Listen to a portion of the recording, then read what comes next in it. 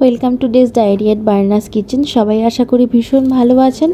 তাহলে চলুন আজকে আপনাদের সাথে একটা সম্পূর্ণ নিরামিষ রেসিপি শেয়ার করব।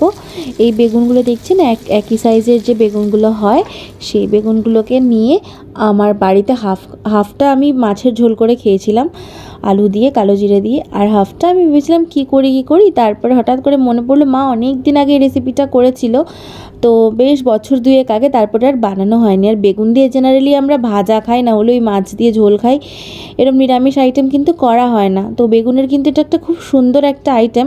আমার ইনফ্যাক্ট মনে হচ্ছিলো যে পুরো শ্রাবণ মাসে আমি একদিন এটা বানাইনি কেন, এত ভালো খেতে হয়েছিল না জিনিসটা। রুটি দিয়েও আমার খুব ভালো লেগেছে। আমি প্রথম দিন ভাত দিয়ে, তারপরের দিন আমি রুটি দিয়ে খেয়েছিলাম, দারুণ হয়েছিল। তো বেগুনটাকে দেখুন লম্বা লম্বা করে কেটে নিয়ে নুন হলুদ চিনি মাখিয়ে এরকমভাবে ভেজে নেবেন। চাইলে ডিপ ফ্রাই করে নিতে পারেন, বাট আমার মনে হচ্ছে নরম যেহেতু বেগুন খুব কচি ছিল, তো এইভাবে ভেজে নিলেও তেলটা কম লাগে আর কি, সেই জন্য যতটা কম দেওয়া যায়।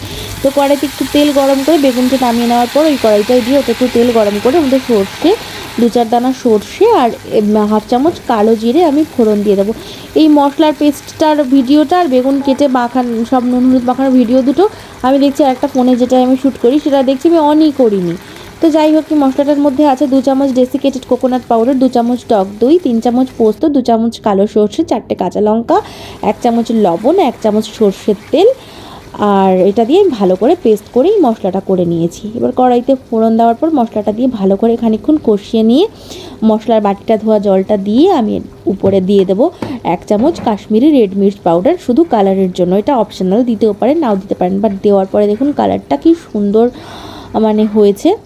তো কালারের জন্য আমি এটা দিয়েছিলাম। এভাবে আস্তে আস্তে ভালো করে নাড়তে থাকবেন। দেখবেন যেহেতু নারকেল দেওয়া রয়েছে, তারপরে দই দেওয়া রয়েছে না, সেক্ষেত্রে কিন্তু তলায় লেগে আসবে, তো ভালো করে নাড়তে থাকবেন। এইভাবে এবারে দেখুন আমার বেগুনে কিন্তু অলরেডি লবণ মাখানো আছে, মশলাতে আমার লবণ দেওয়া রয়েছে। তো এই ক্ষেত্রে আমি এটা টেস্ট করে দেখেছিলাম যে এখানে সামান্য একটু লবণ লাগবে, তো আমি হাফ চামচ মতো লবণ এখানে ব্যবহার করেছি। আর এভাবে হালকা হাতে আমি এবার উপর দিয়ে বেগুনগুলো এভাবে সাজিয়ে দেবো। আর বেগুন সাজানোর পরে কিন্তু কখনোই খুন্তি দিয়ে ঘাঁটবেন না, ঠিক আছে? ঘাঁটলে কিন্তু বেগুন একদম ভেঙে আসবে, কারণ অলরেডি বেগুনটা সম্পূর্ণভাবে রান্না করা, মশলাটা একদম ভালো করে কষিয়ে রান্না করে নেবেন পুরোটাই, ঠিক আছে? কারণ দুটো জিনিসই কুকড, এবার দুটো জিনিসকে শুধু মেশানোর পালা। তো দেখুন বেগুনগুলোকে দিয়ে হালকা হাতে এভাবে উল্টে পাল্টে ভালো করে এপিট ওপিট মশলাটা ভালো করে মাখিয়ে নেবেন। মাখিয়ে যতটুকু এরকমভাবে জলের ঝোলটার মধ্যে হচ্ছে, এটা মাখা মাখা হবে পুরোপুরি।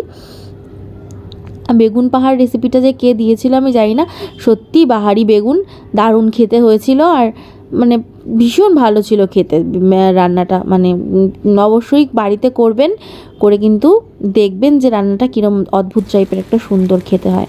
উপর দিয়ে এবার আমি সর্ষে তেল ছড়িয়ে দেবো। সর্ষে তেল ছড়িয়ে দেওয়ার পরে দেখুন কালারটা আর লুকটা আরও বেশি সুন্দর হয়ে গেছে। এবার আমি আস্তে আস্তে খুন্তি দিয়ে একটু অ্যাডজাস্ট করে তেলটা বেগুনের পুরো রান্নাটার ভিতর দিয়ে আমি স্প্রেড করে দেবো।